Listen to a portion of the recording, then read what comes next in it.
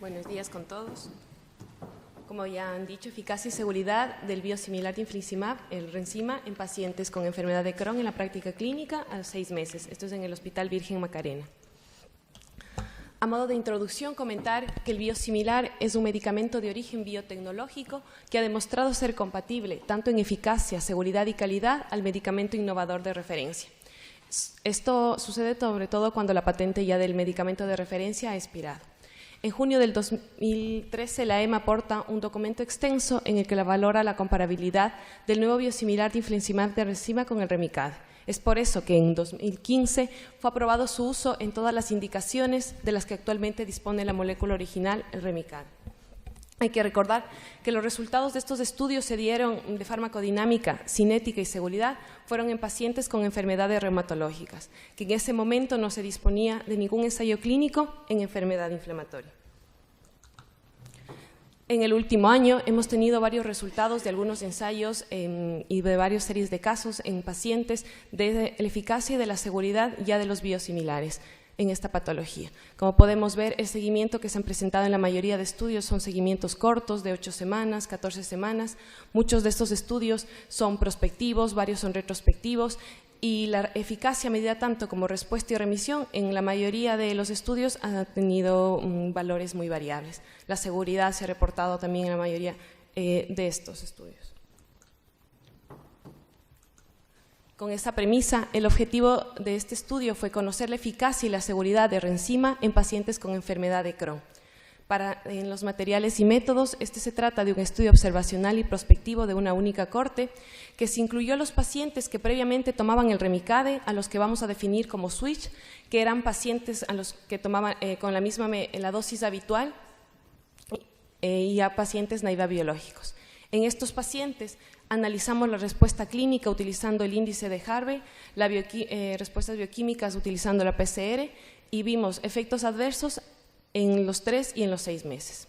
Se consideró en estos pacientes remisión en los casos de pacientes switch, en aquellos que mantenían la dosis habitual, que no hubo que intensificar medicamento, que no fueron intervenidos quirúrgicamente y tampoco con toma de corticoides. En pacientes naïf, remisión se definió aquellos pacientes que dejaban de tomar corticoides y se veía una mejoría en la escala de Harvey-Braccio a menor a 4.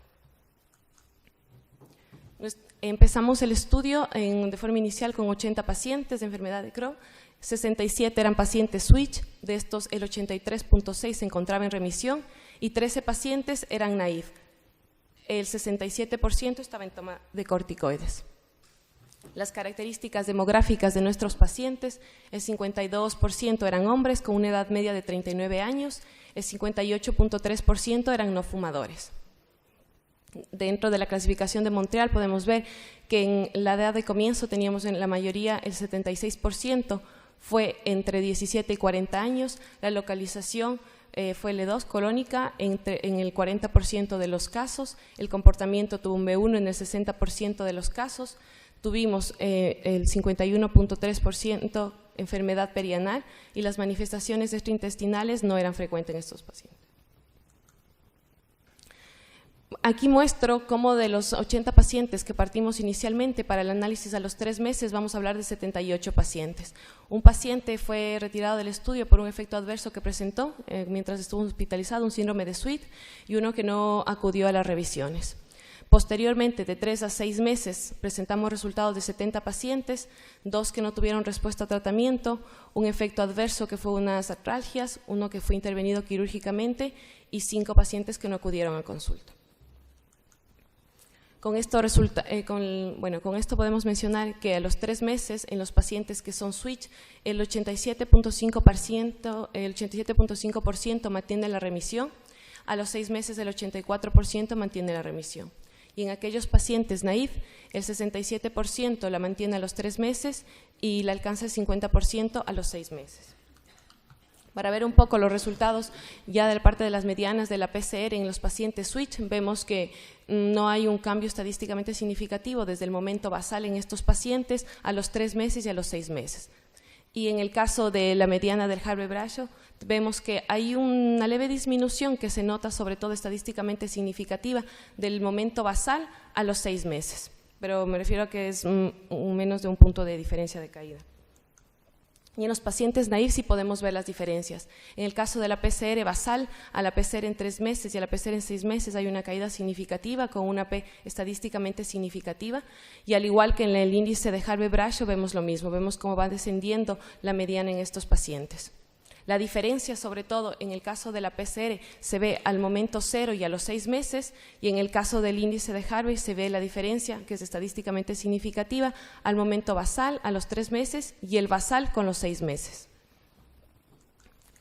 Dentro de efectos adversos, para hablar de seguridad, tenemos que 8 de los 80 pacientes presentaron estos efectos adversos, que va a ser el 10%, 2 pacientes dolor abdominal, 2 cefaleas, 2 pacientes con parestesias en la lengua, y un paciente con síndrome de Sweet, otro paciente con poliartralgia, y fueron aquellos pacientes en los cuales tuvimos que retirar el medicamento.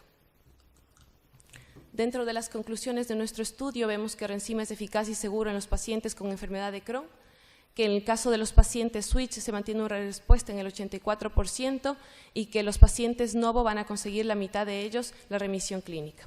A pesar de estos resultados, es necesario continuar analizando la respuesta en mayor tiempo de seguimiento, ya que los resultados son presentados solo a 6 meses. Muchas gracias.